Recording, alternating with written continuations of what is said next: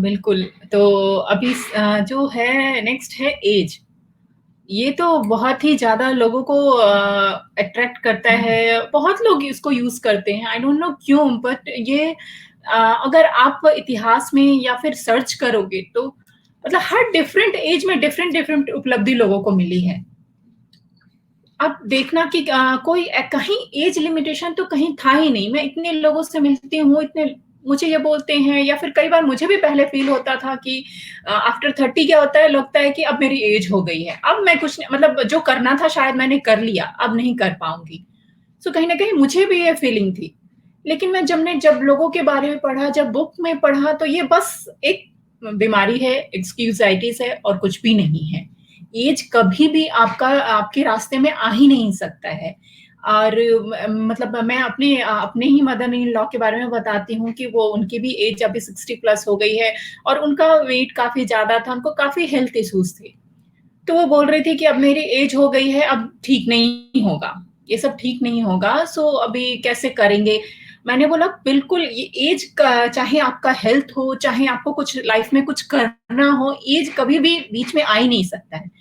और मैंने बोला सिर्फ मैं आपकी हेल्प करती हूँ, मैं बताती हूँ जो आपको करना है, क्या कर सकते हो आप करो और डेफ़िनेटली आप देखो ठीक हो जाओगे। ऐज कभी भी मैटर करता ही नहीं है और सीरियसली उन्होंने फ़ॉलो किया, सब कुछ किया, आज वो बिल्कुल हेल्दी हैं, उनका वेट भी काफ़ी हद तक आज वो इंस्पायर कर रही हैं लोगों को।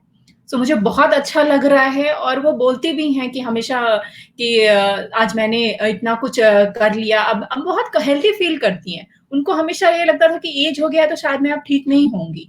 या बहुत लोग ऐसे मुझे मिलते हैं, 30 हो गया, 40 हो गया या मोस्टली लेडीज़ बोलती हैं कि 35 हो गया है, अब तो शायद मेरा ठीक नहीं हो सकता, ये प्रॉब्लम हेल्थ इश्यूज़ हो गए हैं, अब शायद ठीक नहीं होगा। अब 35 हो गई हूँ मैं, बच्चे हैं, अब मैं लाइफ़ में कुछ नहीं कर सकती। कुछ मोटिवेशन ही नहीं है। तो ऐज को कभी भी आप एक्सक्यूज़ नहीं बनाना चाहिए। अगर आप चेक करोगे, देखोगे, तो मैं बताऊँगी कि कैसे आप इससे बाहर कैसे आ सकते हो।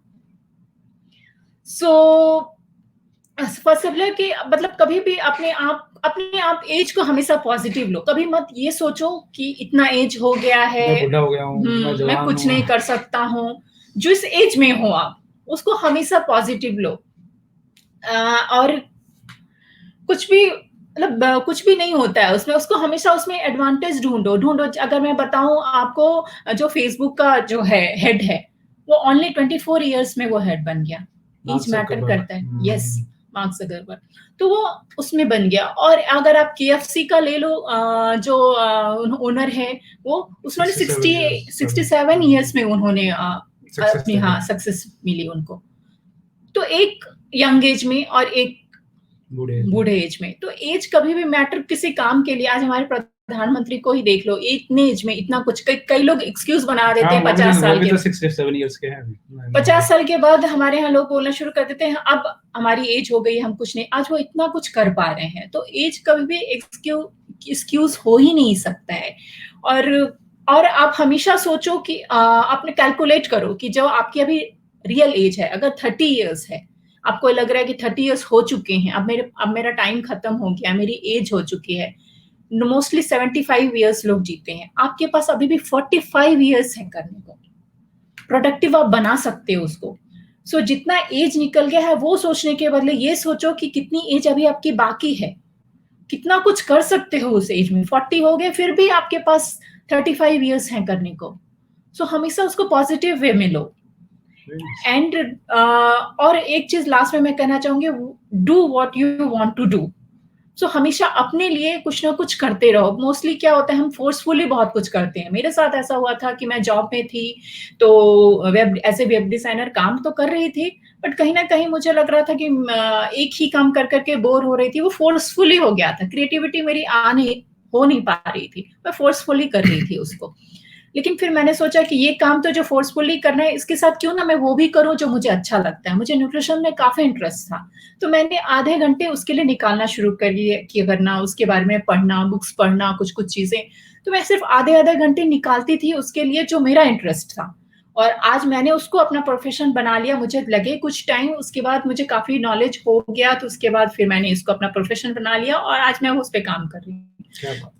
तो वही है कि आप हमेशा सोचो कि क्या आपको अच्छा लगता है। कई बार जॉब वाले को है कि फ़ोर्सफुली उनको जॉब करना ही है, कोई ऑप्शन नहीं है। बट लेकिन हमेशा अगर आपको बुक पढ़ना अच्छा लगता है, तो हमेशा आधा घंटा उसके लिए निकालो आप।